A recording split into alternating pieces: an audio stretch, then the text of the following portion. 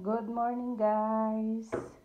For today's video ay kakain tayo ng ensaymada fresh from Palma de Mallorca. Ayan guys, oh. Tatlo to. Sa amin daw lahat. Yan. Tapos ang flavor niya ay Cabello del Angel. Ayan. Tatlo, same.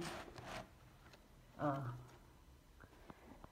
Tingnan natin. Yan yung istro niya pala. Buksan natin nang matikman na. Yay! May pang-desayuno na kami. Ito yung masarap guys na flavor ng ensaymada. Cabello del Angel. Ito, masarap siya. Mas gusto ko ito kaysa dun sa isa. Anong flavor yung isa mo? Nakalimutan ko na. Ayan. Hiwa. Ay, guguntingin to ng asawa ko kasi magdidesayuno na kami. Ayan guys, it's time to make gunting-gunting. Tanitig ka na mo. Ayan.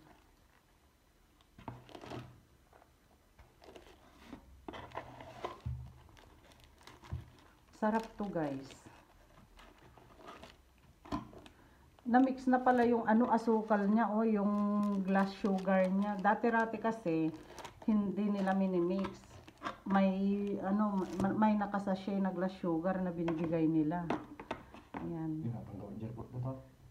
Sa airport pala binili. Mas mahal pag sa airport guys. Nung unang punta namin sa Palma, magkano lang yung isang ganito? 10 euros ata. Pero ngayon, ewan ko. Pero pag sa airport ka, 16 euros ang isang ganito or mas mahal. Siyempre, pag sa airport, alam nyo na mahal, di ba? Ayan, magtitimpla lang ako ng kape ko guys, saka ako kakain ng ensaymada. At syempre guys, ang partner ng ensaymada ay kape. Ayan, kape is real. Masarap to. Yummy. Ang bango ng kape.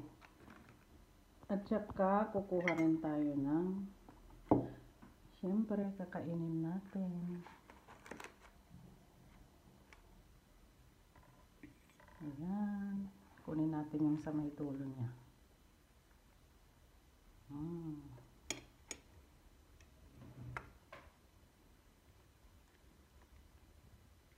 Breakfast tayo, everyone. Yan guys, kape tayo, good morning. Pasensya na kayo, wala akong kilay kasi maaga pa dito. Ensaymada.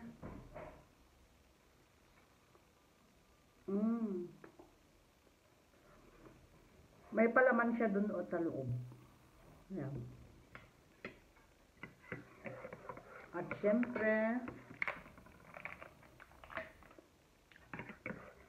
higop ng kape.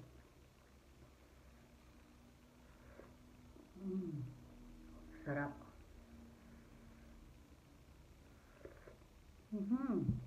Masarap humigop ng mainit na kape kasi ang lamig ngayon. Sarap. Ayan guys, bye bye. Tapusin ko lang tong breakfast ko. Kasi lalabas ako mamaya guys. Bye!